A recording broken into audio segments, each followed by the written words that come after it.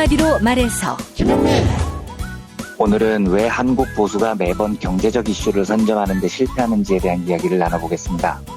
이완배 기자의 경제의 속살. 오늘은 니콜라이 고골의 중편소설 외투 소개해드리겠습니다. 정선태 교수의 오늘을 읽는 책. 네, 오늘은 후끈 달아오르는 각 당의 전당대회 소식 들려드리겠습니다. 김성애 보좌관의 답정너.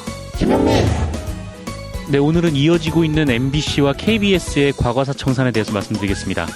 정상근 기자의 오늘 미디어. 김용민 브리핑. 잠시 후 시작합니다.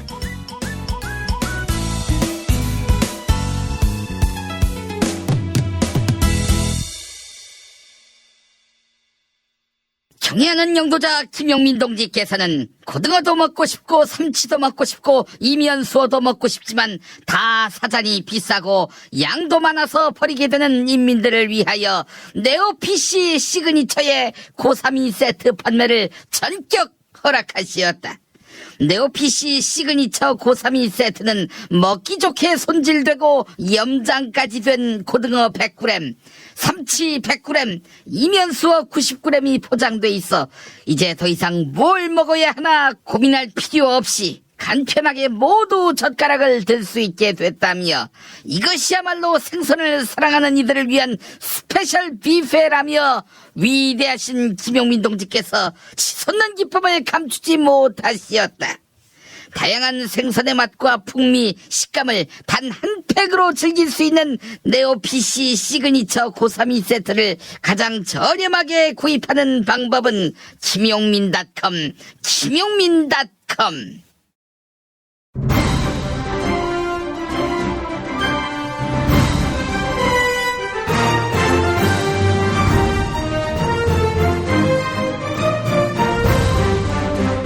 김용민 브리핑.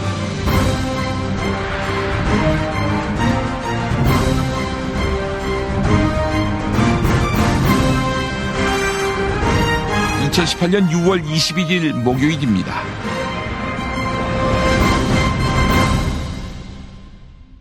지난주에 확증 편향에 대해서 말씀드렸습니다. 자기가 믿고 싶은 것만 믿고 자기가 보고 싶은 것만 보는 것이 확증 편향입니다. 세상 모든 일이 자기의 판단 능력으로서 이해된다면 얼마나 좋겠습니까? 또한 세상 모든 일이 자신의 시야 속에서 관측된다면 이 또한 얼마나 좋겠습니까? 그러나 저를 포함해 누구도 그러할 수 없습니다. 그래서 진실은 말할 것도 없고 사실 앞에서도 겸손해야 하는 것입니다. 하지만 확증 편향을 스스로 성찰하지 않고 통제하지 않으면 이게 고삐 풀린 망아지처럼 거침없이 자가 발전하고는 나중에 아무에게나 악이라는 인침을 찍는 폭력으로 오도됩니다.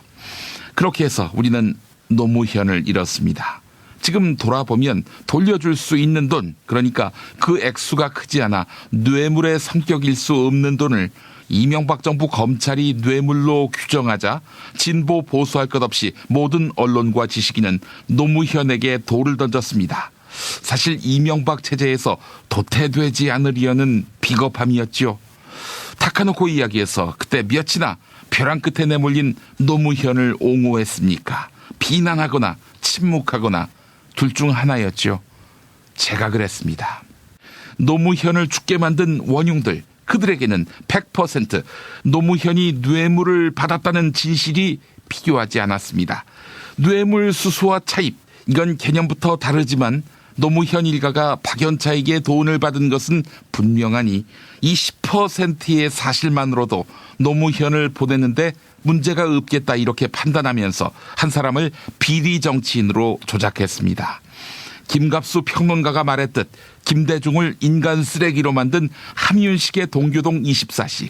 이 책은 나중에 전두환 정부 국가안전기획부가 배후에 있었던 것으로 드러났지만 이 역시도 그러했을 것입니다. 오늘날에는 어떻습니까? 한 사람을 매도하는 데는 시기와 맥락 없이 캡처한 짤방 하나면 됩니다. 나치 선전장관 괴벨스는 그래서 나에게 한 문장만 달라. 누구든 범죄자로 만들 수 있다. 이렇게 말하지 않았습니까? 모든 대세라고 불리는 것들, 그래서 진실과 정의라고 믿게 만드는 것들, 이것들을 근본부터 의심하는 자세, 여기서부터 확증 편향은 극복될 것입니다. 그리고 촛불을 만든 집단 지성을 더욱 풍요롭게 할 것입니다.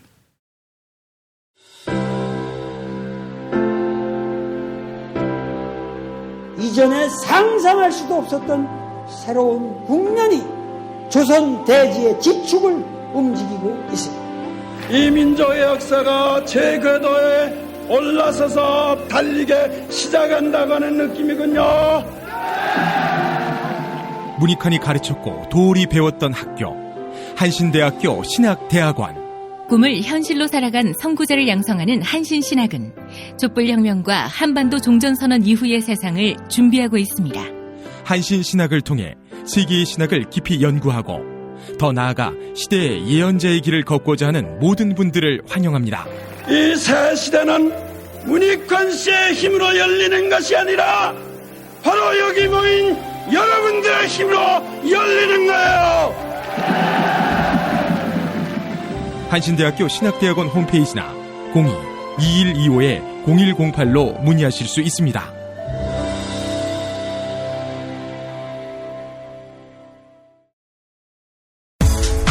운전자를 위한 꿀팁 7,000원 운전자 보험 카페. 알고 계세요? 교통사고가 나면 형사합의금, 벌금, 변호사 비용 이거 자동차 보험에서는 보장 못해요. 운전자 상해까지도 책임져드리는 7,000원 운전자 보험 카페.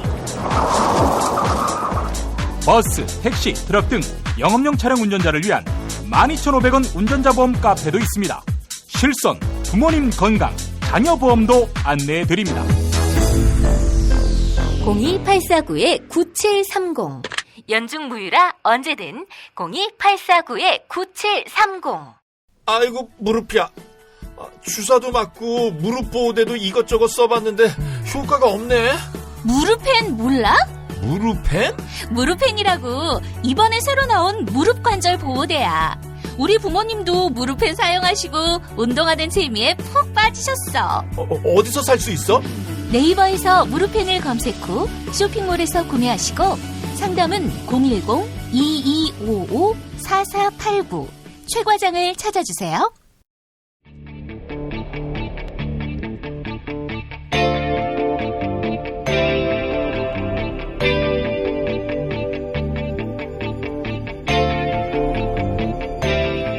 김용민의 뉴스 한장.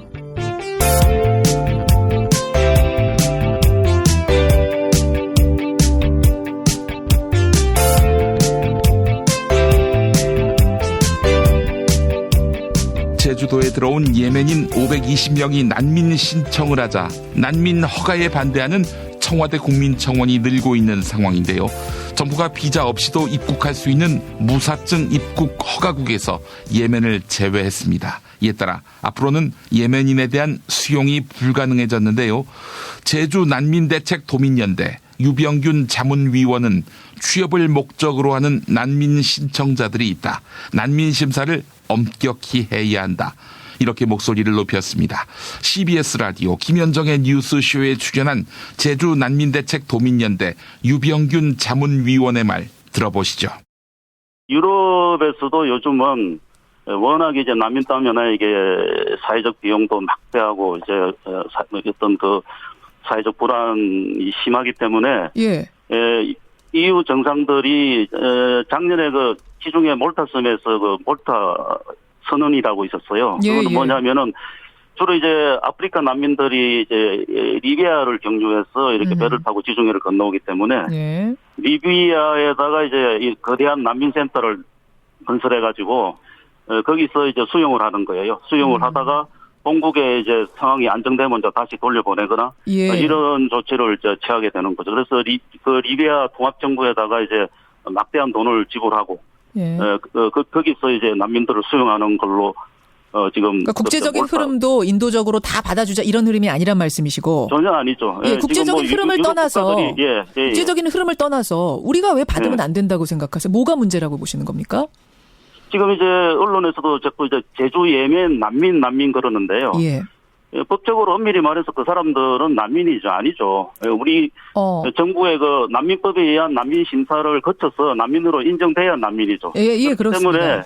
때문에 엄밀하게 자꾸 이제 일반 국민들이나 시청자들이 혼란을 이야기할 수 있어요. 그냥 지금 제주도에 있는 그 예멘인들을 난민 이렇게 이야기를 하면은 불쌍한 사람인 것처럼. 예, 방금 말씀하신 분처럼 진강섭 소장님처럼 그렇게 생각할 수도 있는 거죠. 그렇지만은 그 사람들이 난민일 수도 있고 난민이 아닐 수도 있는 거죠.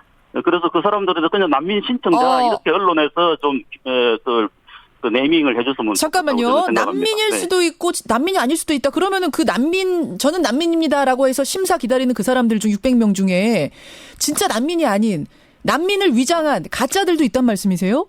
그럴 개연성이 저는 높다고. 어떤 사람이 가짜입니까? 예를 들면? 저기 이제 난민 협약이나 난민법에 의한 난민이라는 거는 반드시 뭐 예멘이나 시리아처럼 거기 뭐 내전이 일어나고 전쟁이 일어났다고 해서 그 지역에서 온 사람 다 난민으로 인정해 주는 게 아니고요. 이게 이제 개별적인 어떤 판단을 하는 거거든요. 특정 지역에서 왔다고 해서 다 난민으로 자동적으로 인정해 주는 게 아니라는. 그러니까 반체제 지식인이라든지 뭔가 협박이라든지 고문을 받는다든지 명분이 있는 사람만 난민이라는 거죠. 뭐 인종이나 종교나 뭐 정치적 견해나 뭐 특정 사회 신분이나 이런 이유로 이제 어떤 박해를 받을 공포로 인해서 그 국적국의 보호를 받지 못하거나 그 국적국 보호를 받기를 원하지 않는 자가 난민이라고 이렇게 규정되어 있습니다. 그러면은 사실은 취업이 목적인데 이 난민을 가장해서 들어온 사람이 거기 껴있다 뭐 이런 말씀이세요? 네, 그럴 가능성이 있다는 거죠. 아니 그 가능성입니까? 혹시 그런 사람 보셨어요? 네, 종전에 우리가 지금 종전에도 지금 뭐 예멘이 난민 아니더라도 지금 뭐 그런 케이스가 많았습니다. 많았습니까? 유럽도 허술하지 않은데 관리 못하고 있지 않느냐? 아예 폐지해야 된다고 보세요? 아예 받지 말아야 된다고 보세요? 그건 아니죠. 우리가 엄격하게 더 엄격하게 난민 심사를 해서 꼭 우리가 수용하고 보호해줘야 될 난민들은 우리가 받아줘야죠. 저도 그렇게 생각합니다. 알겠습니다. 그렇지만 지금 우리 난민법이 굉장히 지금 이 가짜 난민들이나 이 브로커들이 이 법 체계를 이제 법의 그 법소 조항을 악용해서 그걸 문제를 일으킬 가능성이 굉장히 많게 돼 있어요. 난민법 자체가 문제가 많습니다. 그래서 난민법을 빨리 이제 개정할 필요가 있는 거죠. 다음 달 1일부터 300인 이상 사업장과 공공기관에서 주 52시간 근무가 시행될 예정인데요. 정부가 연말까지 단속이나 처벌을 하지 않는 계도 기간을 두기로 했습니다. 당장 근무 시간을 조정해야 하는 업계에서 혼란이 이어지니까 계도 기간을 정한 것입니다. 하지만 하종강 성공회대 노동아카데미 주임 교수는 노동시간과 관련해 그동안 기업들은 혜택을 봐왔다. 정부가 기업들의 요구를 과도하게 수용한 것 같다. 이렇게 목소리를 높였습니다. CBS 라디오 시사잡기 정관용입니다에 출연한 하종강 교수 그리고 진행자 정관용 한림국제대학원 대학교 교수의 대담 들어보시죠. 우리가 주 40시간제가 도입된 지가 한 4년쯤 전인데 이때부터 10여 년 동안 일주의 노동시간을 52시간으로 본다. 이런 법률 해석에 이견이 전혀 없었어요. 10년 이상 동안을. 그에 따라 이제 박근혜 정부 들어선 뒤에 노동시장 부족의 이야기 나오면서 갑자기 68시간으로 볼 수 있다. 이런 행정 해석이 나왔던 거거든요. 그렇죠. 또 그 기간 동안을 기업이 사실 혜택을 본 겁니다. 그러다가 다시 52시간으로 돌아가는 거니까 이게 지금 마치 노동자들이 큰 혜택을 입는 것처럼 보는 것은 잘못된 시각이에요. 그래요. 정상화이긴 합니다만. 기업에서 이렇게 요구하는 것은 좀 심하게 표현하면 불법 행위를 한 6개월 정도도 할 수 있게 유예해달라 이런 요구나 마찬가지인 거거든요. 근데 그 요구를 받아들였잖아요. 정부와 여당이. 받아들이면서 사실 강력히 처벌을 요구하는 제3자가 있거나 피해자가 있으면 형사처벌을 피할 수는 없는데 노동부가 이제 행정기도 하면서 적극적으로 처벌하지는 않겠다 이런 약속을 한 거죠. 그러니까 이번 조치가 의미가 있으려면요. 6개월 뒤에 똑같은 상황이 안 돼야 돼요. 그러니까 6개월 후에는 반드시 아주 강하게 처벌한다. 이렇게 돼야 되는 거죠. 6개월 동안 기업이 준비 많이 해야 됩니다. 근데 하 교수님 표현에 따르면 기업이 그동안 하던 불법 행위를 6개월 더하게 해달라라고 한 것을 정부가 그래 그럼 봐줄게라고 한 것 이건 비판받아야 되는 거 아닌가요? 지난 최저임금도 사실 임금 체계 문제이고 이것도 임금 체계 문제거든요. 예. 근데 아마 정부 내부에서 문재인 대통령의 최저임금 1만 원 공약이라든가 소득주도 성장이라든가 이런 게 과도하게 좀 좌클릭된 거 아니냐 이런 시각이 있나 봐요 요즘. 예. 그래서 참 우려스러운데 총리가 이야기한 것도 그렇고 하여튼 기업의 걱정을 상당히 많이 받아들였고 경제 지표가 워낙 또 최근에 나쁘게 나오니까 특히 고용 지표.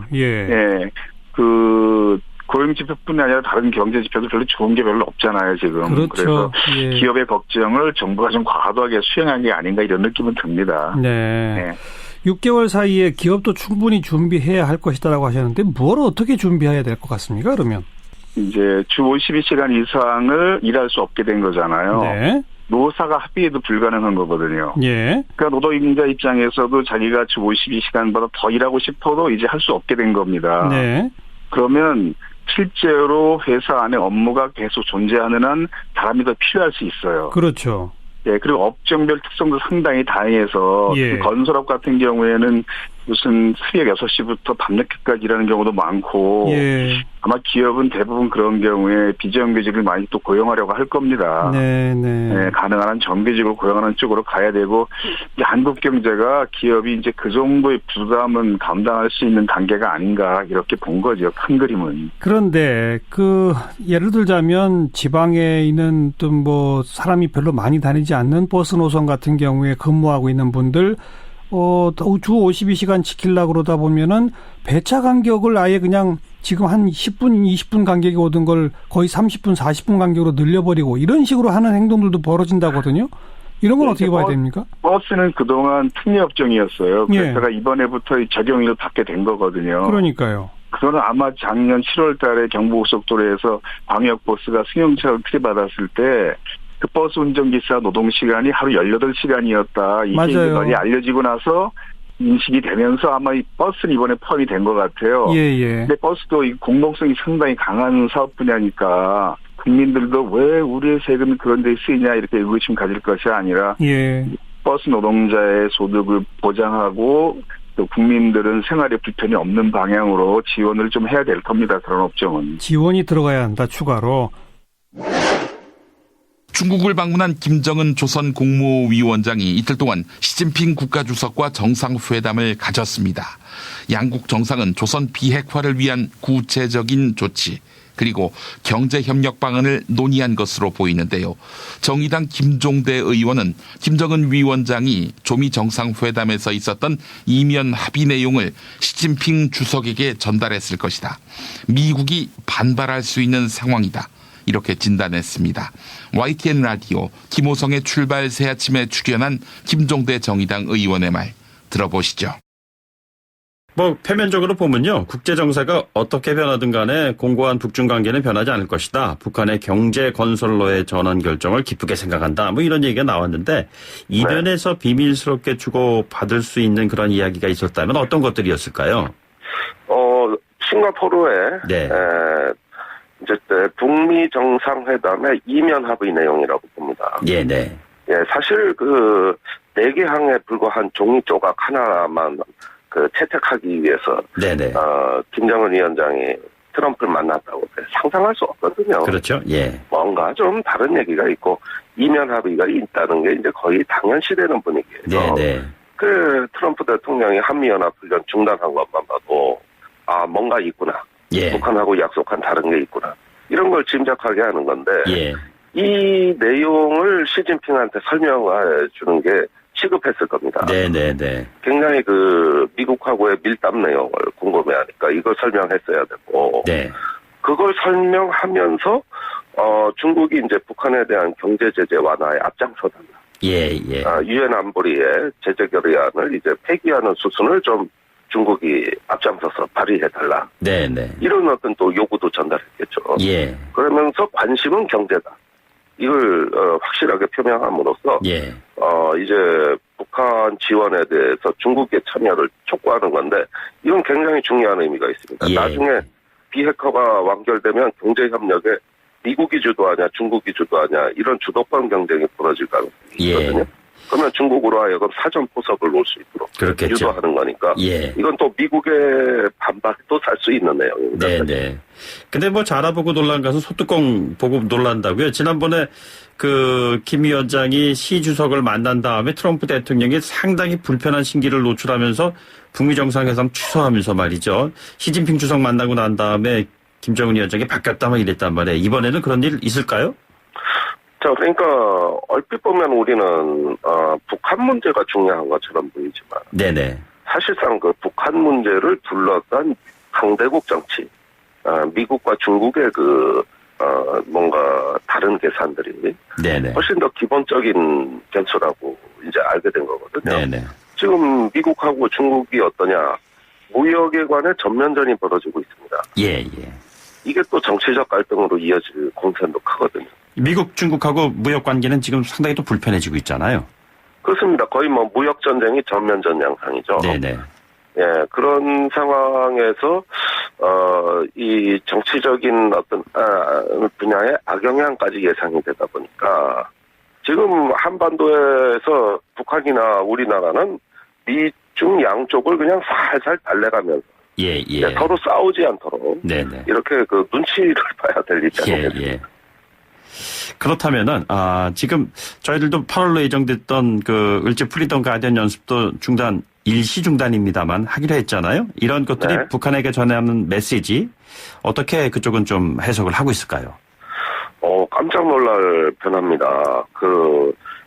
공동 합의문에도 없던 것을 트럼프 대통령이 전격적으로 마치 일방적으로 중단하겠다는 이런 어떤 말투로 연합훈련 중단을 싱가포르에서 이야기했고 거기에 이제 지금까지 이어지는데 문제는 우리 정부가 이걸 전혀 예상 못했던 것 같아요.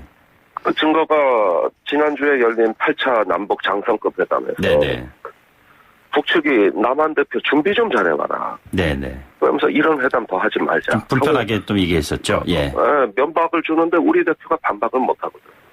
그거는 북한은 한미연합훈련 중단 사실을 알고 나온 것이고 우리는 모르고 나갔다가 굉장히 불편한 일이 벌어진 겁니다. 그 뒤에 미 국방부도 우물쭈물했단 말이죠. 결국 미국 백악관이 독주한 겁니다. 그래서 연합훈련 중단이 이제 어제서야 결정이 됩니다. 그건 양국 국방부 사이에서 결정된 것이죠. 이렇게 이어지는 일련의 과정을 보면 이게 트럼프와 김정은 간의 어떤 미략이랄까 인연 합의가 상당하구나. 이런 생각을 하게 되고요. 또 연합훈련을 중단하면서 일방적으로 중단했을 리는 없다는 거예요. 무언가 북한의 대응 행동이 있을 거라는. 저는 그게 8월이라고 봅니다. 8월에 북한이 핵을 동결하는 다른 조치, 미사일 엔진 시험장 폐기라든가 그에 상응한 추가적인 후속 행동이 분명히 나온다. 그러니까 8월 을지 연습이 중단된 거 아니냐. 이렇게 주고받는 거래에 능한 트럼프가 공짜로 줬을 리는 없다. 이런 부분들이 이제 점차 가시화될 거라고 보는 거죠. 진실은 반드시 밝혀진다고. 무엇이 진실입니까? 대통령이라고 하는 지위를 진실을 밝히지 않는 데에 역이용해서. 김보영 아나운서가 함께합니다. 아프니까 팩트다. 안녕하세요. 아프니까 팩트다 김보영입니다. 노동계는 지난달 거리투쟁에서 최저임금법 개정안이 통과된 뒤에 거의 매일 거리투쟁을 해왔는데요. 양대 노총이 헌법재판소에 헌법소원심판을 청구했습니다. 개정 최저임금법이 국민의 기본급을 침해하는 위헌이라는 겁니다. 청년유니온 김영민 사무처장의 기자회견 발언 들어보시죠. 최저임금법은 노동자와 국민의 기본권을 침해하는 위헌임이 명백하다. 개각된 최저임금법에 대한 헌법소원 심판을 청구한다. 노동계는 최저임금 산입범위 확대로 기대이익이 감소하는 피해가 발생한다. 이렇게 주장합니다. 하지만 시사인은 최저임금 정책의 원래 목표는 노동자라면 최소한 이 정도는 받아야 한다라는 하한선 설정이다. 이렇게 이야기합니다. 당초 최저임금 인상은 최저소득 노동자를 넘어 중하위 소득 노동자의 임금까지 끌어올렸습니다. 기본급이 적은 반면 상여금이나 수당으로 이를 보전해주는 한국의 독특한 임금 체계 때문입니다. 기업이 장시간 노동을 시키려면 이런 구조가 유리했습니다. 기본급이 낮을수록 연장 근로수당을 낮출 수 있기 때문인데요. 시사인은 최저소득 노동자들은 산입 범위가 확대되어도 상관이 덜하다고 설명합니다. 최저소득 수준의 노동자들은 대체로 정기상여금이나 복리후생비 자체가 없거나 높지 않기 때문입니다. 익명을 요구한 진보 성향의 노동시장 연구자는 최저임금 상승은 아르바이트나 불안정 노동자 외에도 중하위 노동자들까지 광범위한 영향을 끼친다. 양대 노총이 이 사실을 인식한 이후부터 최저임금 문제에 적극 나서게 되었다. 이렇게 말했습니다. 고용노동부는 이번 최저임금법 개정으로 내년도 최저임금 인상 혜택이 줄어들 노동자가 약 22만 명이라고 추산했는데요. 최저임금 정책에 영향을 받는 저임금 노동자는 320만 명이며 22만 명은 이 가운데 약 7%에 해당합니다. 이 22만 명은 저임금으로 분류되기는 하지만 최저소득 수준 노동자들보다는 사정이 상대적으로 나은 중하위 노동자층에 주로 분포할 것으로 예상됩니다. 시사인은 하한선 노동자가 아닌 22만 명에게 벌어진 사태는 손해보다는 기대이익의 축소 정도로 불릴 일이다. 이렇게 짚었습니다. 지금까지 아프니까 팩트다였습니다. 골반 잡자 바로 잡자 바디로직 허리 통증 바로 잡자 바디로직 몸매 교정 바로 잡자 바디로직 자세가 좋아지는 골반 교정 타이즈 바디로직 검색창에 골반 교정 바디로직 삐딱한 남성 골반 허리에도 역시 바디로직입니다. 바디로직의 효과를 못 느끼셨다면 100% 환불해드립니다. 자세한 환불 조건은 홈페이지를 참조하세요. 스페이드 퀴즈입니다. 돌잔치, 채순잔치, 가게 홍보, 체육대회, 창사기념일. 정답! 기념품! 문제를 끝까지 들으셔야죠. 이럴 때 사용하는 판촉물이나 기념품, 답례품, 단체 선물 등을 취급하는 전문업체로서 국민을 위해 제대로 일하는 언론과 정당에 후원을 하는 판촉물 전문업체는 어디일까요? 정답! 네피알! 네? 어디라고요? 네피알! 네, 정답입니다. 판촉물이나 단체 선물이 필요할 때 이왕이면 우리 편 회사 네피아를 찾아주세요. 인터넷 검색창에 네피아를 치시거나 032-519-4800으로 전화주시면 친절하게 상담해드립니다. 그런데 상품은 뭔가요? 네피아를 가서 고르세요. 3만 가지가 넘는 물품이 있어요.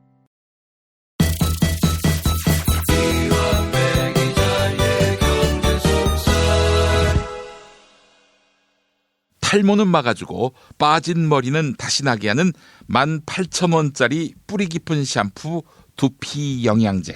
네, 돈 많이 들고 효과 없다. 포기하신 분들 계시죠? 딱 한 달만 뿌리세요. 효과 없다면 환불합니다. 1566-7871 1566-7871 경제의 속살로 이어갑니다. 민중의 소리 이완배 기자 함께하겠습니다. 이완배 기자님. 네, 안녕하십니까. 예, 자 오늘 어떤 얘기 해볼까요? 예, 오늘은 근로장려세제 그리고 보유세에 관한 이야기를 나눠보겠습니다. 예. 차차 설명을 드리겠지만 근로장려세제와 보유세는 지금 모두 문재인 정부가 주도권을 잡고 개편을 추진하고 있는 이슈입니다. 근로장려세제는 정부가 저소득층 소득 증대를 위해서 파격적인 인상안을 고려하고 있는 것 같더라고요. 관련 소식이 계속 전해지고 있고요. 아마 이 정부 중반기에 최대 이슈가 될 수도 있는 부동산 보유세 인상은 내일쯤에 개편안 윤곽이 드러날 것으로 보입니다. 구체적으로 보유세 인상안 개편안이 드러나면 다음 주에 브리핑을 통해서 좀 자세히 살펴보도록 하겠습니다. 근데 제가 이제 오늘 이 두 이슈를 묶어서 말씀드리는 이유는 이 두 제도에 대한 뉴스에 달린 악성 댓글들을 보면 또 문재인 정부가 세금 걷는다, 또 퍼준다, 포퓰리즘이다, 좌빨 정부다, 뭐 이런 악성 댓글들이 달려요. 그런데 악플러들은 그럴 수 있는데 자칭 보수 개편을 앞둔 자유한국당이나 바른미래당도 악플러들하고 똑같은 스탠스를 취합니다. 예. 근데 그런 모습을 보면 굉장히 한심한 거예요. 지금 이제 새 정부가 출범한 지 1년이 지났는데 통일 외교 분야를 빼고요. 굳이 경제 분야만 한정을 해도 보수 정당이 경제에서 이슈를 제기를 하고 주도한 적이 한 번도 없습니다. 잘 기억을 해보면요. 예. 반대로 청와대나 정부가 무슨 경제 정책을 제기를 하면 보수 야당은 거기에 반대하기 바쁘죠. 그런데 그게 프레임 전쟁에서는 무조건 참패하는 지름길이거든요. 예. 자기의 프레임을 제시하고 그 프레임에서 싸워야 되는데 경제 쪽에서도 뭐 통일 외교는 말할 것도 없고요. 경제 쪽에서도 보수 야당이 하는 일은 문재인 나쁜 놈이다. 지금 이 말 하는 것밖에는 없는 겁니다. 예. 2007년을 생각을 해보면 이명박이 유력 대선 후보로 인기를 끌던 시절에는 당시의 한국의 시대 정신이 복지가 아니라 자유주의였고요. 평등이 아니라 탐욕이었습니다. 그러니까 이명박이 던지는 개소리 하나하나가 다 화두가 돼버리는 거예요. 하다못해 이명박이 인수위 시절에 대불공단 진입도로에 전봇대를 뽑아라 뭐 이런 헛소리까지도 역시 규제철폐 사상이 자유주의를 이끌고 어떻고 해서 이슈가 돼버립니다. 인수위에서는 모든 수업을 영어로 하자, 뭐 그래서 오렌지를 아린지라고 적어야 된다. 이런 개소리들도 다 이슈가 될 때였거든요. 그게 완벽하게 프레임을 그쪽에서 장악하고 있을 때 벌어지는 일들이죠. 예. 그럴 때 진보 진영에서 해야 될 일은 아린지로 적어야 되느냐, 오렌지로 적어야 되느냐, 대불공단 전봇대를 뽑아야 되느냐, 안 뽑아야 되느냐 이런 게 아닌 겁니다. 문재인 대통령이 당대표 시절에 소득주도 성장론이라는 개념을 선포를 한 적이 있는데 사실 지금에야 소득주도 성장론이 너무 흔한 이야기가 됐지만 그때만 해도 그게 한국에서는 무지하게 생소한 개념이었습니다.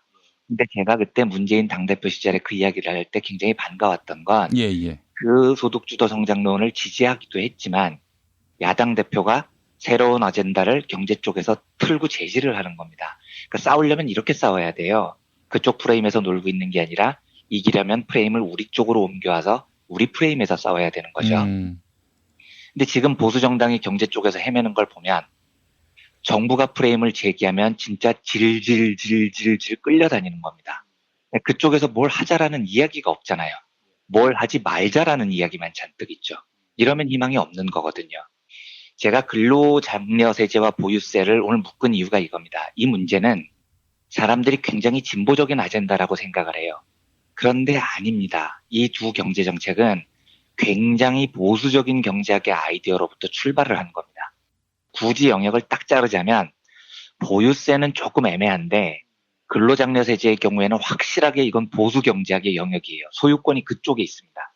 하지만 보수 쪽에서 제시했던 그 아이디어가 상당히 훌륭해서 진보 쪽에서 받아들인 거라고요. 그러니까 소유권이 이쪽에 있는 게 아닙니다. 그러면 지금 보수가 뭔가를 새롭게 재편하고 뭐 따뜻한 보수 이런 헛소리들을 하는데 뭔가 변하는 모습을 보여주려면요.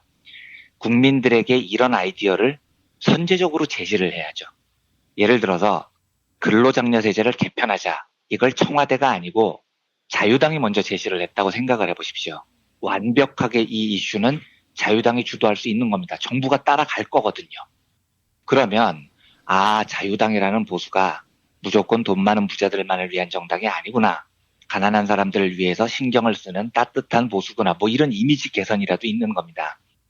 만약에 보수 안에서 야 자유당 니들 왜 갑자기 복지에 신경 쓰고 지랄이야. 부자들 편 들어줘야지 라는 반론이 생기면 그때 논쟁을 하면 되는 거예요. 근로장려세제는요. 원래 우리 거예요. 보수의 경제학이에요. 이렇게 설득을 하면 됩니다. 실제로 사실이 그렇기도 하고요. 근데 제가 진짜 좀 안타까운 건 이걸 홍준표나 김성태는 모를 수 있어요. 그런데 유승민 대표는 모를 리가 없습니다. 이분이 경제학 박사시잖아요. 한국개발연구원 출신이기도 하고요. 예, 심지어 위스콘신이라는 명문대학교에서 박사학위를 받으신 분이고요. 그러면 이렇게 똑똑한 경제학 박사가 지금 보수 주도권 쟁탈을 하고 있는데 우리가 진짜 보수 경제학의 진수를 보여주겠다. 야, 근로장려세제 개편하자. 부동산 보유세 올리자. 이렇게 나왔으면 그 정당에 살 길이 보이지 않았을까라는 생각도 듭니다. 예. 근데 그걸 못 하더라고요. 지금 논의가 되고 있는 근로장려세제 같은 경우는 영어로 Earned Income Tax Credit, 줄여서 EITC라고 많이 부릅니다. 우리나라에서도 EITC라고 불러요. 그런데 이 아이디어는 경제학적으로 마이너스 소득세 혹은 역소득세라고 불리는 아이디어에서 출발한 제도입니다. 예. 내용이 매우 가난한 사람들에게 세금을 일정 정도 나눠준다라는 개념이에요. 이 제도가 좀 복잡해서 자세히는 말씀 안 드리겠습니다만 대략적으로는 가난한 사람들한테 가난한 만큼 그냥 국가가 일정 정도 돈을 주는 겁니다. 근데 이제 요까지 들으면 상당히 진보적인 복지 정책처럼 보이죠. 최근에 제가 한번 소개를 해드렸지만 그 소득 1분위 계층, 우리나라에서 제일 가난한 계층의 소득 통계가 아주 안 좋게 나와서 저도 좀 놀랐다고 말씀드렸는데 정부가 그 통계를 보고 이 소득 1분위의 생계 보전을 위해서 근로장려세제를 확대하겠다 이런 방침을 지금 밝혔거든요.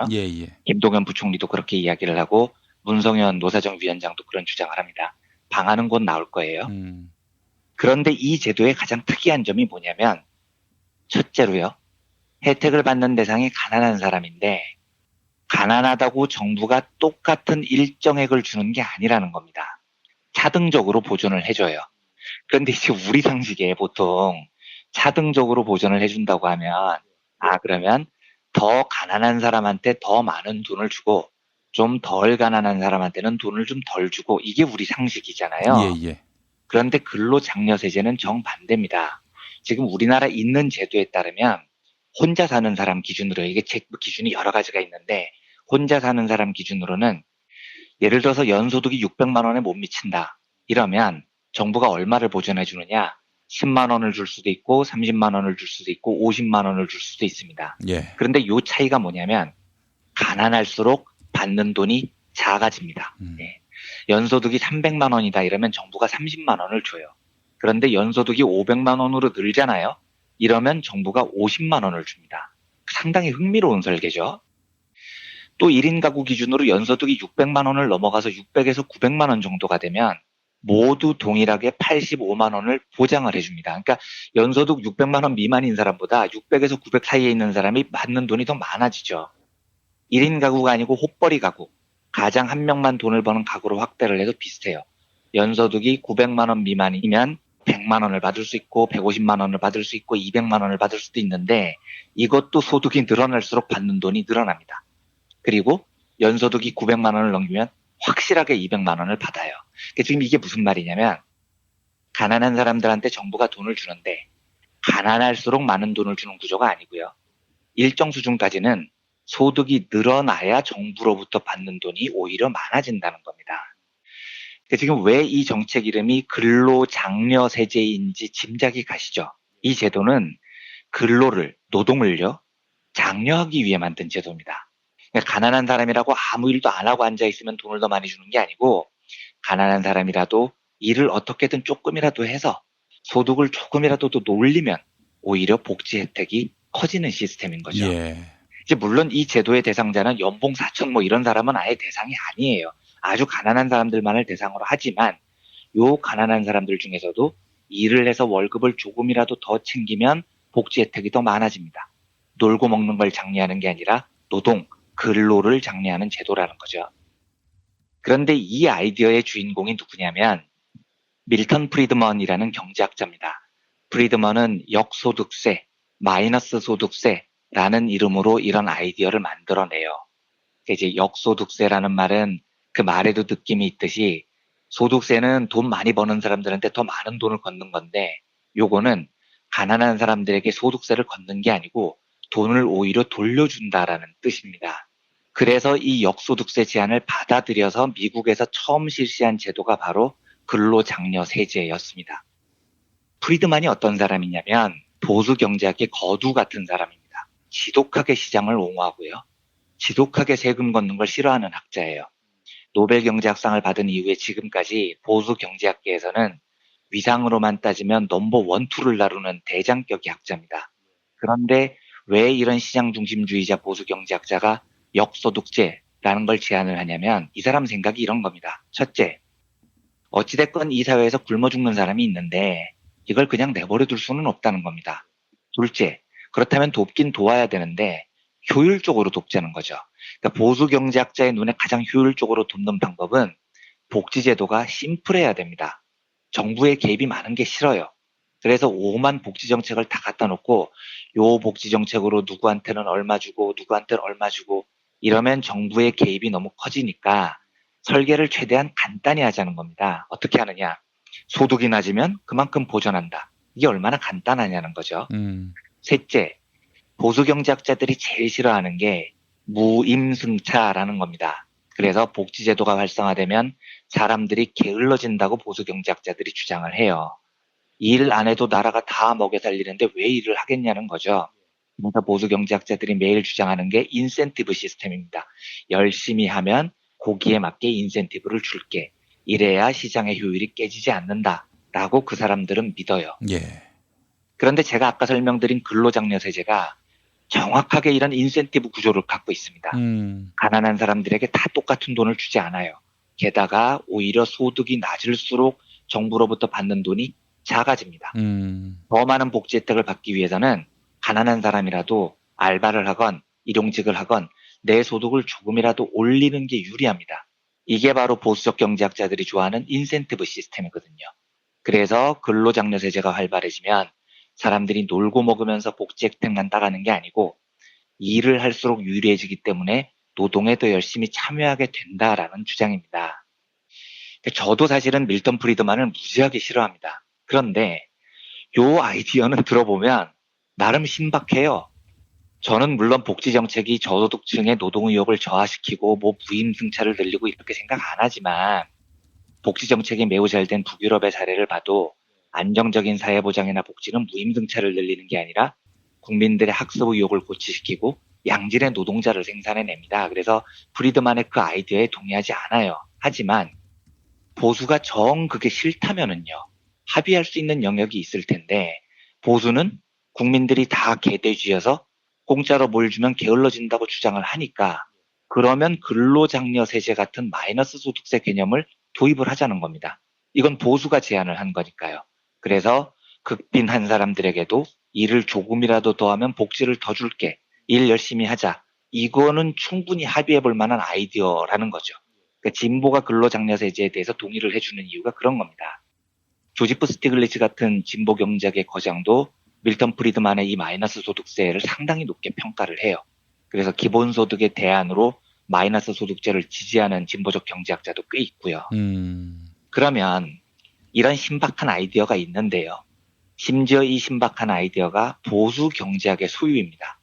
이걸 보수 정당이 먼저 치고 나왔다면 멋지게 지금 경제계의 아젠다를 선점할 수 있었던 거죠. 예. 부자 정당이라는 이미지도 걷어낼 수 있습니다. 근데 이걸 못하는 거예요. 이제 곧 발표될 보유세 개편 문제도 윤곽이 드러나면 자세히 말씀드리겠습니다만 이게 이제 매우 진보적인 경제학의 아이디어이기도 한데 굉장히 보수적 경제학의 아이디어이기도 해요. 밀턴 프리드만은 자연세라고 부르는데 프리드만은 제가 아까도 말씀드렸듯이 세금 자체를 무지하게 싫어하는 학자지만 유일하게 긍정적으로 평가하는 세금이 자연세입니다. 프리드만의 정확한 표현을 빌자면 자연세는 가장 덜 해로운 세금이다. 이렇게 이야기를 해요. 자연세가 뭐냐? 자연을 무단으로 점유해서 돈 버는 사람들에게 세금을 걷는 겁니다. 자연은 누구도 만들어낸 게 아니잖아요. 그러면 인센티브를 목숨처럼 여기는 보수 경제학자들에게도 부동산 불로소득이라는 건 굉장히 불편한 돈이 됩니다. 노력해서 번 돈이 아니니까요. 게다가 자연은 양이 제한돼 있어서 그걸 누가 사용을 하면 오염이 되죠. 그래서 누군가가 자연을 통해서 불로소득을 얻었다면 오염을 한 대가로라도 세금을 거둘 수 있다는 게 밀턴 프리드만의 생각입니다. 세금 걷는 거 나 무지하게 싫어하지만 그런 세금은 걷어도 돼라는 주장인 거죠. 우리나라에서 이 자연세를 보면 대표적인 세금이 부동산 보유세가 됩니다. 그러면 만약에 이걸 보수 쪽에서 보유세를 올리자고 주장하면 어떤 변화가 생길까요? 일단 보수 쪽에 학문적 명분이 있어요. 자기들 경제학의 주장이었습니다. 게다가 이미지도 완벽하게 개선할 수 있죠. 새로운 보수가 탄생하는 겁니다. 일거 한 100득 정도 되는 거죠.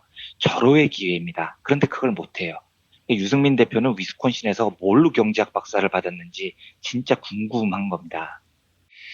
이게 오해를 피하기 위해서 말씀드리면 제가 보수 정당들 잘 되라고 하는 조언이 아닙니다. 제가 그쪽에 무슨 애정이 있어서 조언을 하겠어요. 제가 이런 이야기를 자신 있게 방송에서 하는 이유는 걔들이 듣지도 않겠지만 장담하는데 들어도 못 알아듣습니다. 무슨 말인지요. 밀턴 프리드만이 누군지도 모르고요. 자기들 대장인데 누군지 몰라요. 그리고 그 사람이 왜 마이너스 소득세를 제안했는지 몰라요. 기초가 아예 안 돼 있는 세력들입니다. 그래서 자신 있게 이야기하는 거죠. 소기의 경읽기니까요. 김용민 PD님께서 보수를 지켜라 해서 제시하신 여러 아이디어도요. 사실 보수적 관점에서 채용할 수 있는, 진보적 관점이 아니고요. 보수적 관점에서 채용할 수 있는 매우 다양한 방안들이 있습니다. 그걸 하면 제가 보기에 걔들은 보수라는 자긍심도 지키고 이미지도 개선하고 새로 태어날 수 있어요.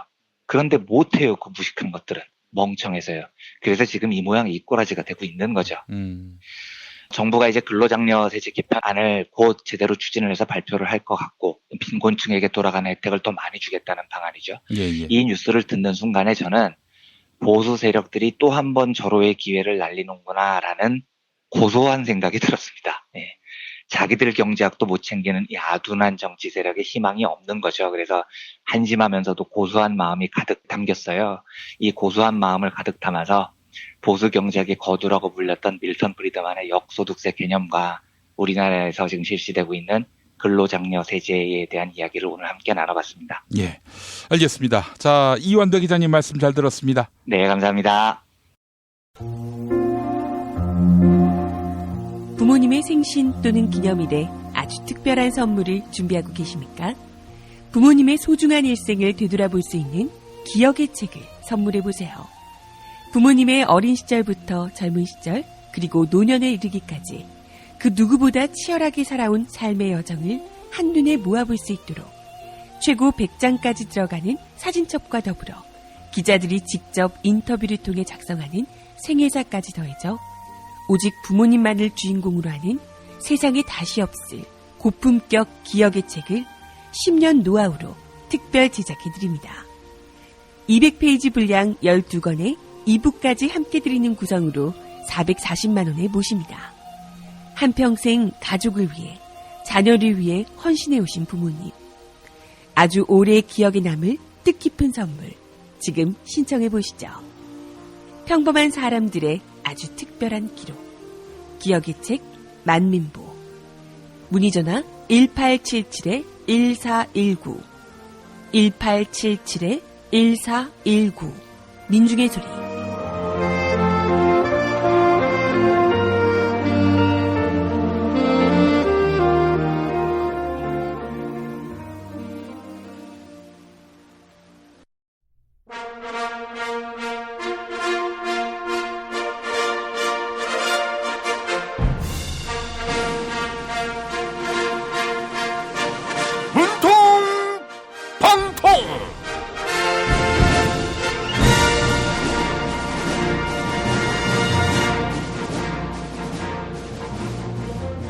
대통령 문재인입니다. 문화체육관광부가 올해를 책의 해로 선정했습니다. 책을 읽는 분들도 쓰고 만드는 분들도 모두 소중합니다. 그런데 자유한국당은 친박 의원들을 소중한 사람들로 대하지 않는 것 같습니다. 친박 좌장인 서청원 의원이 편지를 보내왔네요. 함께 읽어볼까요? 문재인 대통령님, 서청원입니다. 박성중 자유한국당 의원의 메모가 공개됐습니다. 친박들의 목을 친다는 내용이 담겨 있더군요. 겉으로는 혁신을 이야기하지만 결국 계파 싸움으로 당권 잡겠다는 겁니다. 계파 분쟁이 끝없이 반복된다면 한국당은 한 발짝도 못 나갈 겁니다. 제가 자리를 비켜드리고자 결심한 결정적인 이유입니다. 오랫동안 몸을 담고 마음을 다했던 당을 떠납니다. 아이고, 서청원 의원님, 평생 몸담았던 당을 떠나시니 마음이 착잡하겠습니다.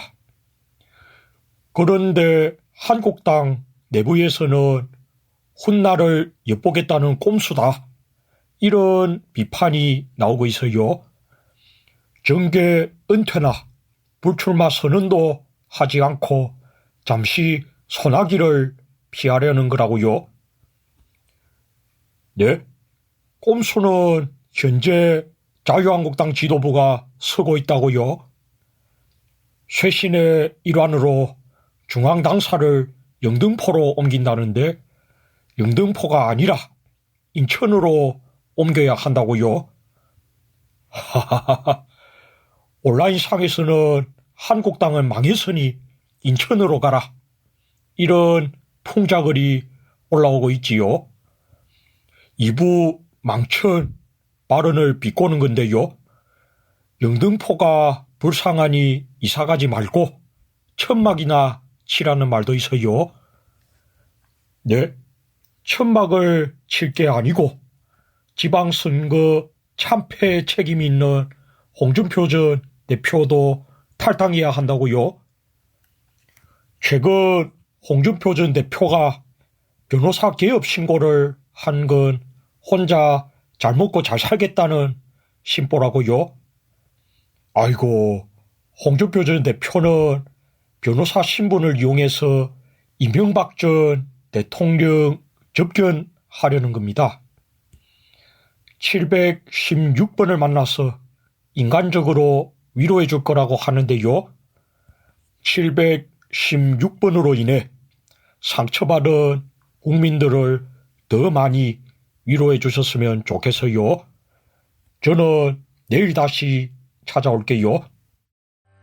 탈모인가 예비 탈모 여러분, 저희 제품 꼭 쓰세요. 그 고통을 알기에 최대한 싸게 팝니다. 이제 탈모약 소속 괜찮다고요? 같이 쓰면 부작용 없이 2배 효과입니다. 이미 모발 이식했다고요? 그럼 더 싸게 오래 유지해야죠. 아직 젊고 두피도 반짝거리지 않는다면 100% 뿌리 깊은 샴푸 두피 영양제 1566-7871. 허위 매물에서 우리의 가족과 이웃을 지키는 더불어중고차. 더불어중고차는 직영정비소를 운영하여 판매부터 수리까지 최고의 서비스를 제공합니다. 카카오톡 검색창에 더불어중고차를 검색하시거나 1661-3363으로 전화주세요. 노력한 만큼 내어주는 자연. 그 자연의 마음을 알기에 정성농장 홍삼. 검색창에서 정성농장 홍삼을 검색해주세요. 010-9754-6972. 다이어트를 위한 꿀팁. 동결건조 채소와 곡물, 단백질, 그리고 효소와 비타민, 미네랄로 만든 다이어트 전용 그린 스무디로 하루 한두 끼만 바꿔 드세요. 비타샵에서 만나요.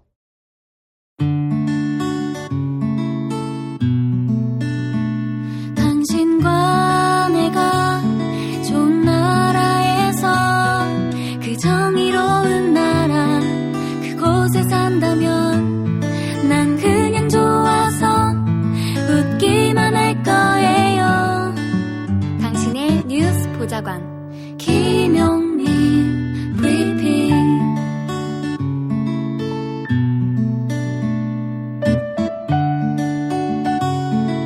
대한민국 뉴스 브리핑의 선두주자 김용민 브리핑. 계속해서 김보영 아나운서가 오늘의 날씨를 전해드립니다.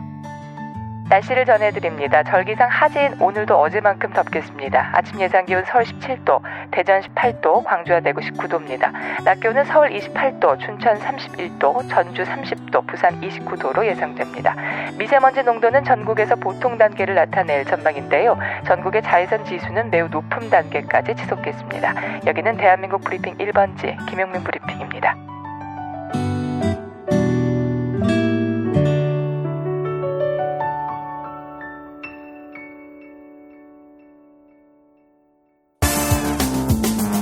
오늘을 읽는 책, 문학평론가인 국민대학교 국문학과 정선태 교수와 함께합니다. 예전엔 모든 게 좋았죠. 그런데 언제부턴가 골반이 뒤틀리고 허리가 아프고. 중요한 것은 당신의 자세입니다. 이젠 바디로직으로 몸을 조율해보세요. 그저 속옷처럼 입기만 해도 척추 교정에 도움을 주는 바디로직.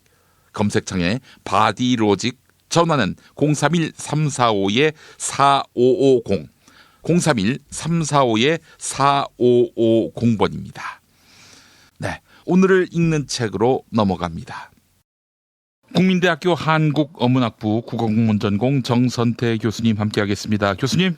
네, 안녕하세요. 예, 교수님과는 KBS 1라디오에서 매주 화요일 밤에 만나 뵀는데 그제 방송에서도 공교롭게 러시아 소설 대표작 죄와 벌을 소개해 주셨는데 죄와 벌, 문학을 잘 모르는 사람도 그 이름만은 들어봤을 텐데 이번 일주일 동안 소개해 주시는 소설들은 어떻습니까? 러시아 안에서는 죄와 벌과 대조했을 때 어느 정도 위치를 차지하나요?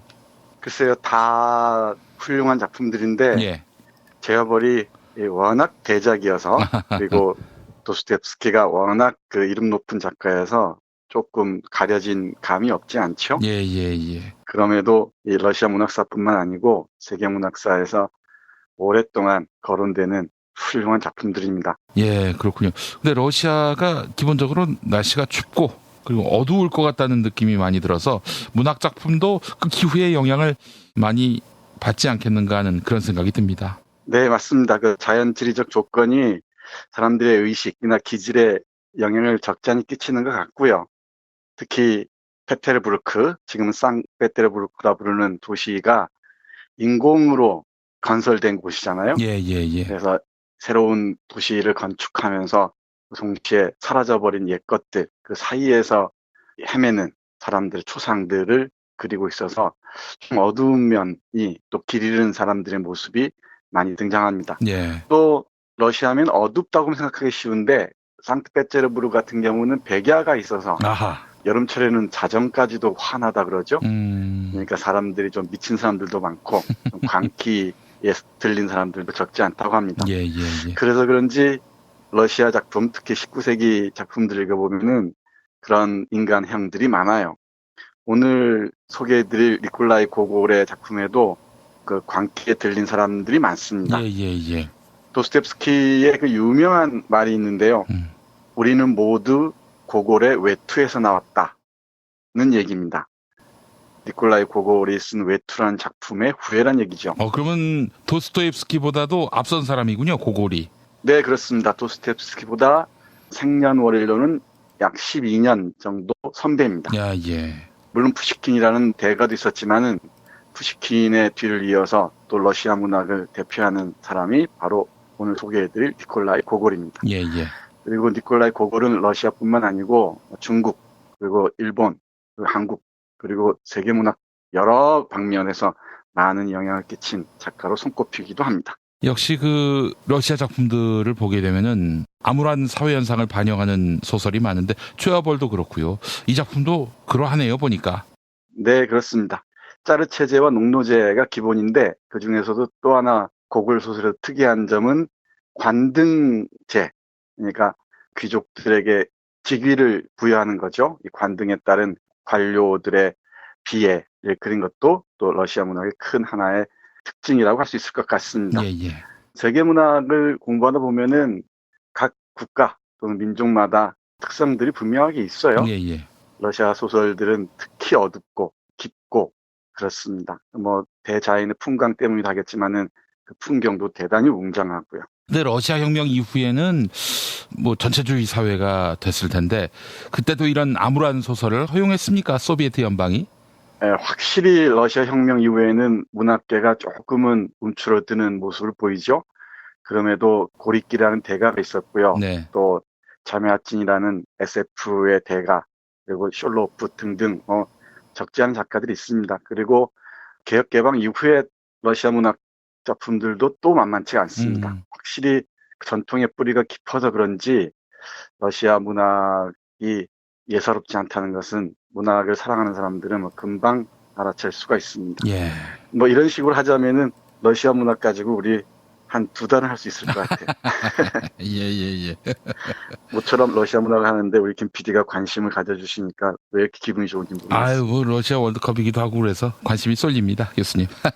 네.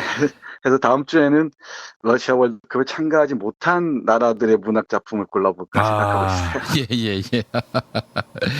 알겠습니다. 그럼 오늘 본론으로 들어가야죠? 예, 그렇습니다. 예. 니콜라이 고골의 외투 소개해드릴 텐데요. 이 소설은 이른바 그 하급 관리의 비애를 다룬 작품으로 이른바 아까끼의 빛이라는 인물을 창조한 것으로 유명합니다. 예. 러시아 소설의 인물들 이름 나오면 좀 당황스럽죠. 외투의 주인공은 아까키예비치라는 구등 문관, 그러니까 요즘으로 얘기하면은 공무원으로 생각하시면 좋을 것 같아요. 예. 8급 공무원 뭐 이런 식으로 생각하시면 좋을 것 같습니다. 예, 예. 이 아까키예비치는 그야말로 이 관료 사회에 철저하게 동화된 그런 인물입니다. 창의력이라고는 찾아볼 수가 없고요. 그리고 모든 사람들의 눈치 속에서 자신의 삶을 유지해가기에 전전긍긍하는 그런 형상입니다. 예. 먼저 이 아까키예비치의 외모를 보면 이렇습니다. 이 관리는 그리 비범하다고는 할 수 없는 위인으로 키는 작고 얼굴은 약간 곤보에다 불구스레하며 보안이 지독한 근시인데다 이마는 조금 벗어졌고 양볼에는 주름이 있으며 안색은 치질 환자처럼 보였다. 근데 이걸 그냥 지나칠 수가 있는데 이런 인물 형상이 이른바 아까키 형상이라고 해서 하급 관리들의 권태롭고 몸이 건조한 모습을 상징하는 그런 캐릭터입니다. 예, 예. 루신의 아큐 정전에 등장하는 아큐가 중국인들의 그 비루한 모습을 상징하듯이 아까키예비치의 이 형상은 러시아의 그 하급 관리들의 비루한 모습을 그대로 보여준다고 얘기할 수 있을 것 같습니다. 예. 이 관리가 주로 하는 일은 글을 정서하는 겁니다. 그러니까 문서를 누군가 써오면은 그걸 깨끗하게 정리해주는 그런 업무예요. 근데 이 일 말고는 뭐 어떤 일도 할 줄 모릅니다. 창의력이나 독창성이 전혀 없습니다. 그러니까 이 관료사의 생리가 어떤지, 그 안에서 살아가고 있는 삶의 속성이 어떤지를 그야말로 풍자와 해악 가득한 언어로 고골이 그려 보여주고 있습니다. 예, 예. 그런데 이 소설 읽다 보면은 이 관료 사회가 얼마나 비인간적인지를 잘 알 수 있는데, 예를 들면 이렇습니다. 세련되고 고향 있는 상류층에게, 심지어는 세상에 고결하고 청렴 결백한 사람으로 알려진 사람에게 얼마나 많은 흉폭하고 무례한 면이 숨어 있는지를 목격했다. 이런 진술에서 볼 수 있듯이 겉으로 보이는 사람의 그 이면을 투시하고 있다는 점에서 이 작품의 의미를 또 찾을 수 있을 것 같습니다. 예. 그런데 이 아까키예비치라는 하급 관리가 갈망하는 게 있습니다. 자신의 외투인데요. 다 너덜너덜해져서 남들에게 보이기도 민망한 이 외투를 새 걸로 바꾸고 싶어 합니다. 그래서 저축해둔 돈들 털어서 이 외투를 하나 마련합니다. 사실 이 베체르부르크라는 동네가 대단히 춥잖아요. 겉으로는 평온해 보이지만은 어느 날 찬바람이 몰아치면은 견딜 수가 없는 거죠. 이 어느 날 찬바람이라는 게 대단히 중요한데, 표면적으로 평온해 보이는 일상이지만 어느 날 갑자기 돌연 찬바람이 몰아쳐버리면은 그 사람들의 삶을 순식간에 뒤집어 버린다는 거죠. 이게 베체르부르크라는 하나의 도시와도 관련이 있다고 많이 얘기를 합니다. 특히 푸시킨의 청동 기마상이라는 서사시를 보면 잘 알 수 있습니다. 겉으로는 화려해 보이고 위대해 보이고 미래를 향해 모든 방향이 설정된 것처럼 보이지만은 찬바람이 한 번만 불면, 또 홍수가 한 번 일어나기만 하면은 그 도시 전체가 폐허가 된다는 것이죠. 예. 그래서 이 베체르부르크라는 추운 도시에서 어느 날 갑자기 찾아올 추위를 막기 위해서 외투를 마련하는데, 이 외투라는 상징을 읽어내는 게 이 소설 독해의 핵심입니다. 우리가 내적으로 자신감이 없을 때, 또는 내면적인 그 안정감이 없을 때 어떤 액세서리를 통해서 그 외면적인 옷이나 다른 물건들을 통해서 자신을 증명해 보이려는 경우가 있잖아요. 이 아까키도 예외가 아닌 것 같습니다. 이 외투를 조금 고급스러운 걸 입어야 남들과 비슷해질 거라고 생각하는 것 같습니다. 쇼핑 중독증도 바로 그런 거겠죠? 네, 맞습니다. 그거 비슷합니다. 자신이 어떤 옷을 입음으로써 마치 그 사람의 가치가 올라가는 것처럼 생각하기 쉬운데 어림없는 소리입니다. 이 아까키의 사례를 보면 금방 알 수가 있습니다.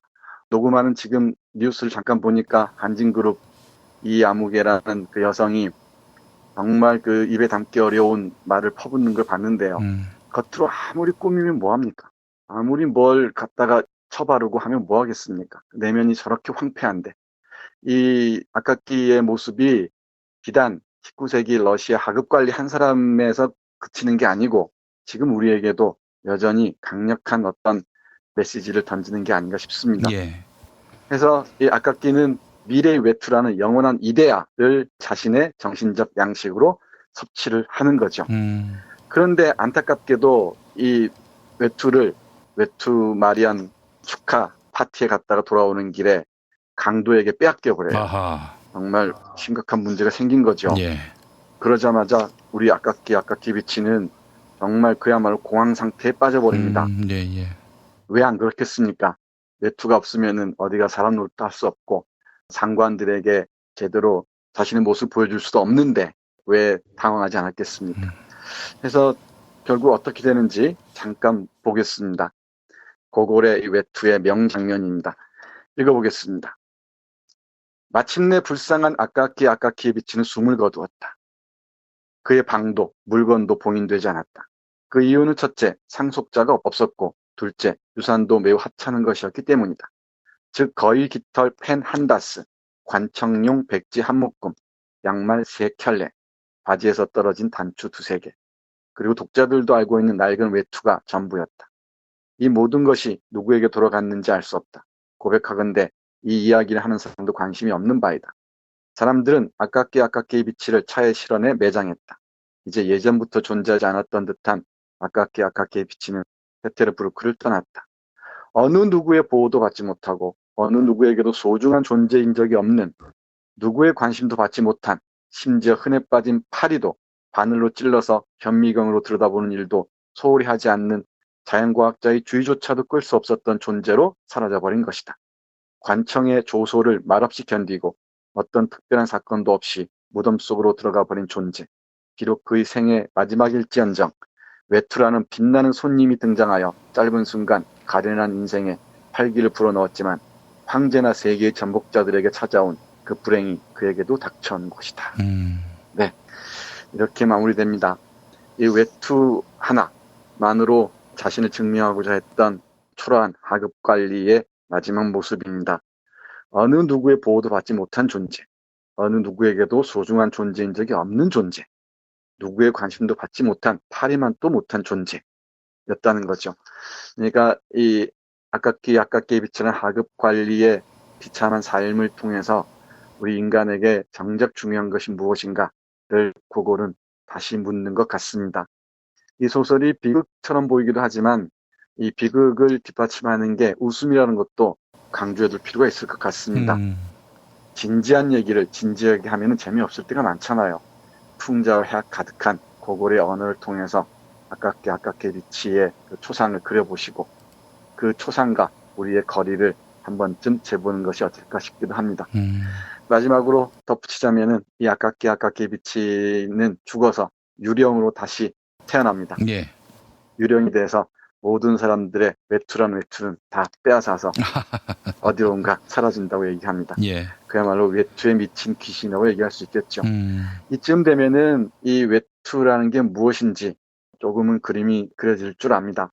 그러니까 우리의 내적인 풍요가 아닌 겉으로 드는 풍요들이 우리를 얼마나 각박한 상태로 몰아넣는가를 이 외투라는 서사적 장치를 통해서 이해할 수 있을 것 같습니다.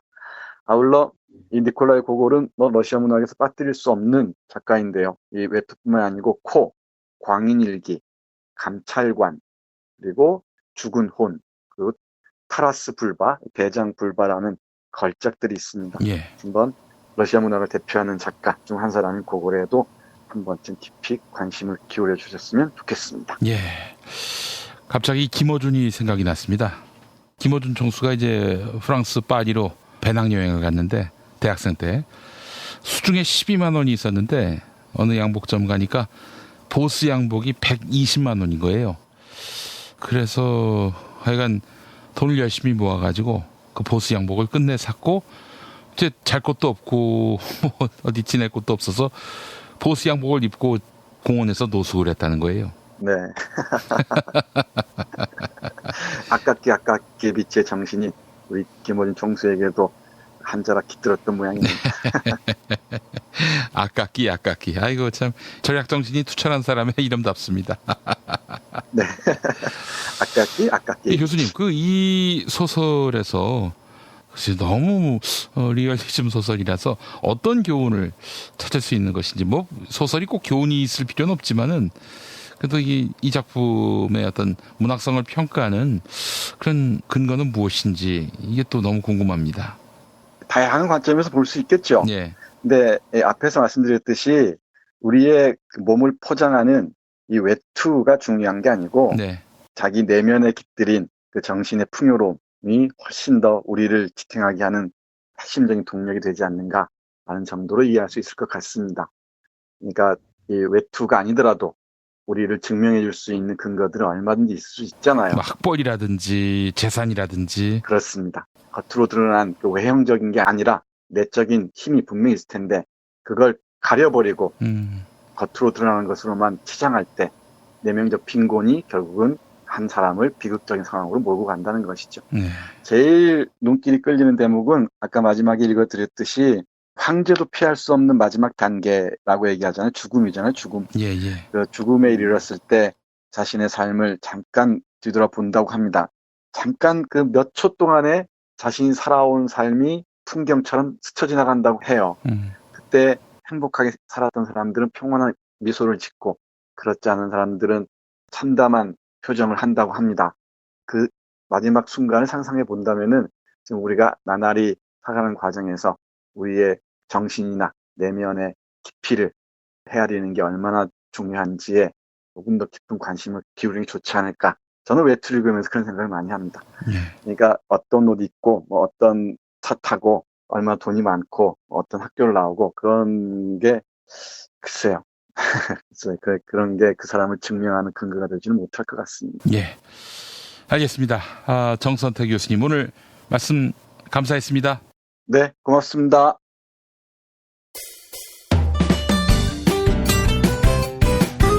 뉴스포렌 내리 순서입니다. 김용민 트위터 계정에서는 매일 설문조사가 진행되고 있습니다. 300인 이상 사업장은 다음 달 1일부터 주 52시간으로 근로시간을 단축해야 하는데요. 정부가 근로시간 단축에 대해 계도 기간을 갖겠다고 밝혔습니다. 노동시간 단축으로 인한 충격을 최소화하고 현장에서의 제도 연착륙을 위해서인데요. 고용노동부의 방침에 대해 시민들은 어떤 견해를 갖고 있을까요? 오늘 새벽 3시까지 모두 1,469분이 설문조사에 참여해 주셨습니다. 82%는 정부안에 동의한다고 응답해 주셨습니다. 정부안에 반대한다는 의견은 18%로 나타났네요. 트위터를 통해 시민들과 소통하고 있습니다. 정민숙님, 어느 법이든 정착하는 데 시간이 필요합니다. 6개월 정도의 유예와 계도는 적당하다고 보여집니다. 호태황님, 현실적으로 어려운 부분이 분명 존재하니 적응할 시간은 필요할 수밖에 없는 것 같습니다. 설문조사에 참여해 주신 여러분께 감사의 말씀 전합니다.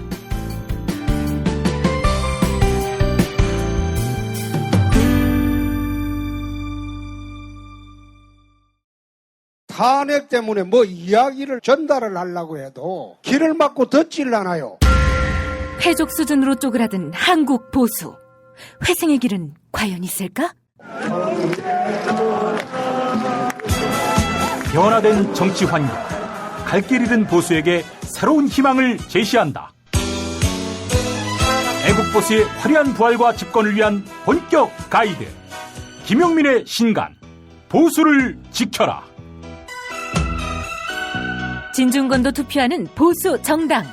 광주에서도 일당이 될 수 있는 보수 정당. 젊은이들의 입당이 줄을 잇는 보수 정당. 언제까지 민주당 정의당을 부러워만 할 것인가? 부러우면 진다니까? 자유한국당 당원 김용민이 쓴 보수를 지켜라. 이김에서 나왔습니다.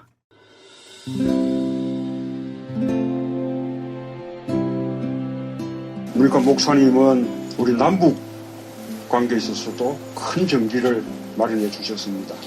늦봄 문익환 목사 탄생 100주년. 민주화와 통일운동을 위해 11년 4개월간 옥고를 마다하지 않은 행동하는 양심. 오늘 우리가 누리고 있는 이 민주주의 또 문익환 목사님 덕분이 아주 큽니다. 그가 24년 동안 살았던 서울 강북구 인수봉로 통일의 집이 6월 1일 문익환 통일의 집 박물관으로 거듭납니다. 사람들이 이렇게 항상 북적북적 이렇게 했던 공간이라 아버지한테만 아니라 우리 모두들한테 굉장히 큰 의미가 있는 통일의 역사를 기억하며 통일의 길을 모색하는 문익환 통일의 집 박물관 기념사업 추진위원으로 함께해 주시겠습니까? 이건 단지 어떤 유가족들의 유산이 아니라 우리 시대가 가지고 있는 유산이기 때문에 자세한 안내는 포털 사이트에서 문익환 통일의 집을 입력해 주세요.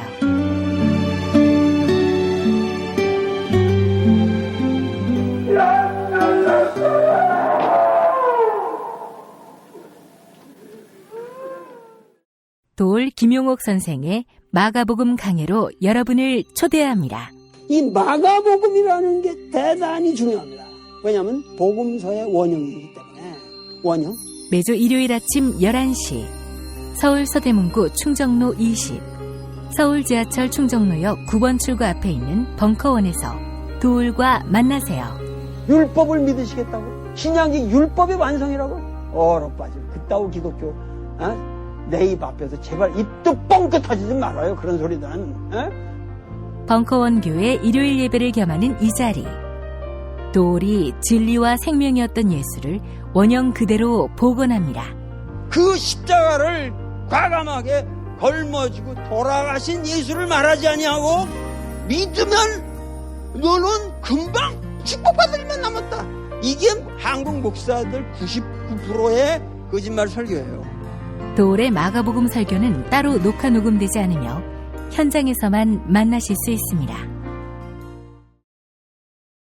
뉴스기능력평가 정답 맞히신 분들 소개합니다. 어제 문제는 보기 가운데 사법연수원 14기가 아닌 사람을 고르는 거였죠. 정답은 김수창 전 제주지검장입니다. 양지혜 광장님, 자유한국당과 바른미래당이 사라지는 날이 빨리 오길 바랍니다. 판다라68님, 중심을 잘 잡아주셔서 고맙습니다. 클로징 사연 당첨자 보헤미안 안나님입니다. 게시판에 이메일 적어주시면 올인원 향수비누 헤이브로 올인원 파워바를 보내드립니다.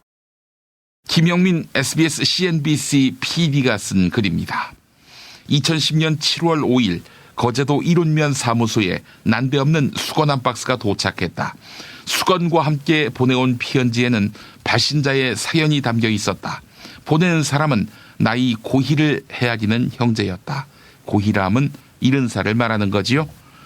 6.25 때 13살, 10살의 형제는 부모와 떨어져 피난선에 올라타 거제도에 떨어진 후 어른도 없이 고달픈 나날을 보내며 어머니를 찾고 있었다. 그런데 어느 날 이룬면 사무소 앞에서 배를 움켜쥐고 주저앉아 버렸다고 한다. 그때 지켜보던 면 사무소 직원이 다가섰다. 너그 피난 왔제? 아버지 어머니는 어디 계시노? 같이 아이 왔습니다. 어둠에 있는지 알 수 없습니다. 밥들은 언제 묵었노? 그때 동생이 찢어질 듯 울기 시작했다. 더 이상의 대답이 필요 없던 공무원은 호주머니를 털어 500환을 건넸다고 한다. 죽이라도 사먹고 기운 차리라. 그리고 형의 어깨도 두드려 주었을 것이다. 어머니 오실 때까지 동생 잘 건사해야 할 거 아이가. 거제도 피난민 형제가 이름 모를 공무원에게 은혜를 갚기 위해 면사무소에서 보낸 수건 한 박스, 그 500환의 은혜를 형제는 평생 잊지 못한다. 그리고 죽기 전에 은혜라도 갚기 위해 수건 30장을 면사무소에 보낸 것이다. 비록 이름도 몰라서 성도 몰라서 그 공무원에게 보내지는 못하지만 당신의 500환이 우리를 살렸다는 의미에서 자기들 이름까지 박아서 사람이 사람에게 전하는 따뜻함, 가슴속 깊숙한 곳에서 불어넣은 훈기는 세월이 가도 가시지 않는다. 또 전혀 뜻하지 않은 역사를 창출하기도 한다. 흥남부두에서 탈출해 수송선에서 죽을 고생을 하다가 겨우 육지에 상륙해 거제도에 겨우 발을 붙인 젊은 부부 사이에서 태어난 아들. 그가 바로 대한민국 제19대 대통령 문재인인 것이다. 문재인 대통령은 난민의 자식이었다. 오늘 제주도에서 불안한 밤을 보내고 있을 난민들의 자식 가운데 어떤 인물이 나올지 누가 알겠는가? 네, 1부 마칩니다.